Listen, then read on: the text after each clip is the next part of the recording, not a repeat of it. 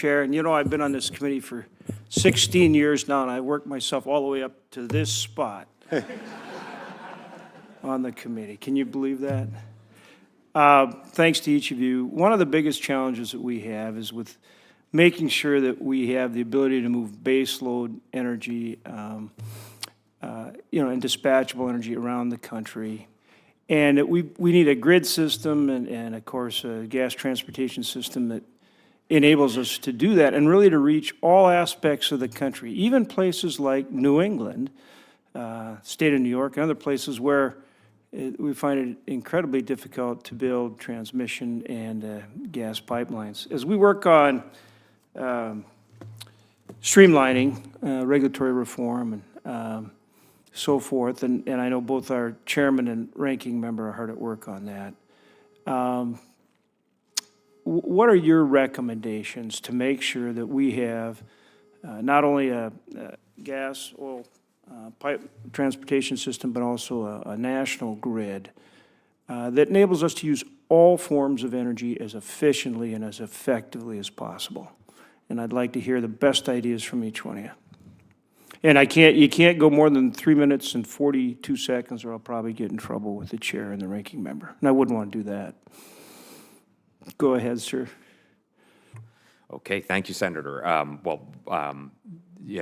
would say, sitting at FERC, where we have a lot of control over the markets and the planning of infrastructure, one thing that's become obvious to me is that it takes too long to build infrastructure in this country. And no matter what fuel source anyone might prefer, electrons don't wear capes. We just need a whole lot of them. We need a lot of molecules. We just need a lot of energy in this country right now. And so anything Congress can do to speed that up, we need it all. We spend a lot of time thinking about our interconnection processes. And I'll just give you an example. We accelerated 50 projects in the mid-Atlantic part of the country. One of them was a natural gas combined cycle power plant, over 1,000 megawatts. It was going to be built in Ohio. They got a grid upgrade cost of over $1 billion, almost as expensive as the plant itself. And the reason was we hadn't invested enough in the grid. You also mentioned New England. They have very high prices there. I think it's something like 38 cents delivered.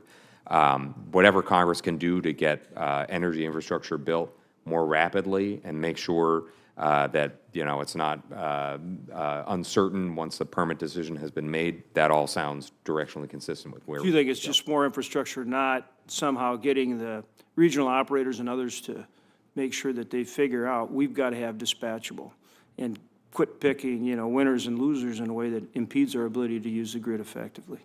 I think, committed to doing the work with the grid operators to make sure the markets are sending signals to invest in the right kind of technologies in the right places. Good. Well, if that was our chairman that got you to commit to that, then he did a great job. I'll say a couple of things on this. The first is we have a responsibility under the Federal Power Act to be resource neutral, but not reliability neutral. And we have been really looking at our statutory authorities to make sure that we are recognizing the values that come from diverse sources for a balanced portfolio, but also recognizing different reliability attributes. So I think further clarity from Congress about how that principle, that resource neutrality, is not necessarily the same thing as reliability neutrality. I think that clarity would be helpful. I like that comment. That's right on. Mm-hmm. And I guess the second thing I'd say is piggybacking on a conversation that we had with the chairman earlier. And it goes to this idea of clarity is so important when it comes to whose roles are whose within the federal government as we're going about our duties to move infrastructure faster. We're hard at work trying to streamline infrastructure in a legally durable way. We're moving forward proposals for expanding our blanket programs to make sure we're streamlining. But we need additional clarity from Congress when it comes to our responsibility versus other federal agencies, when it comes to what is and isn't required in NEPA and other environmental statutes. So we're doing the best that we can to make sure we're moving forward, but I certainly welcome any more clarity that Congress would give. Thank you. Thank you, Senator. I'm going to be a bit aggressive here. My two things are, first, ending states' abilities to effectively veto federal projects that cross state lines through Clean Water Act denials cuts both ways. It can hold up gas pipeline infrastructure. It can also hold up interstate transmission lines. So Congress having more clarity there that states cannot effectively veto through denials would get more infrastructure built. The second one is Limiting the ability of judicial review to hold up a project. Some of my colleagues and I worked on big appeals of pipelines that went decades long, and if there were a statutory limit on how long judicial review can go, that would be extremely effective in making efficient and less expensive infrastructure projects. That was aggressive, like the second one. First one, I was a governor for 10 years, so little trepidation there.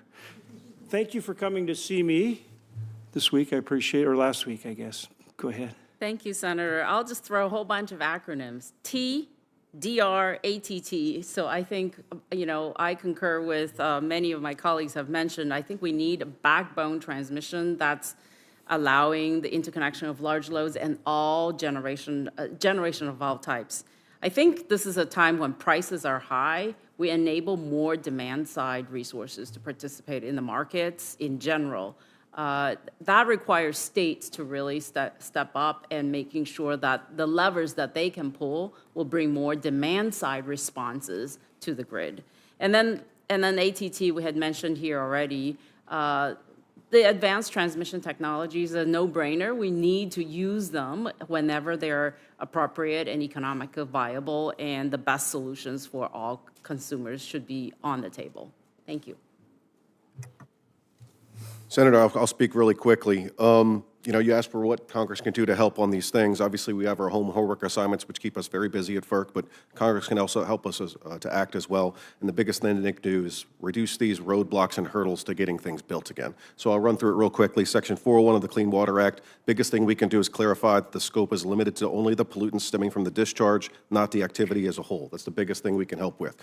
Section 106 of the National Historic Preservation Act, we can codify that NHPA is intended to be a process-related statute directing agencies to consider the effects on historic properties. We need to get back to that like we'd have on NEPA.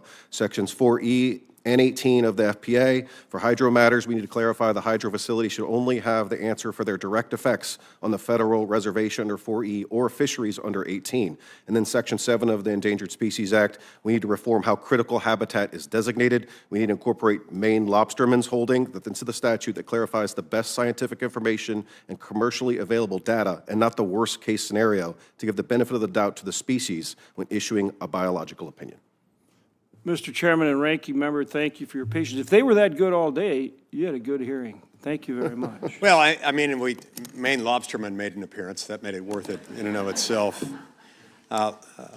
Lobstermen being something that I know is very important to the economy of landlocked North Dakota. Yes. I like to eat them. Indeed. Thanks. All right, I thought it Angus. was a brilliant addition to the... Totally. Oh, Anything you else, appreciate Angus? that, Senator. You good to go, Angus? Yes, sir. Okay. With that, we stand adjourned. Thanks again. Keep up the great work.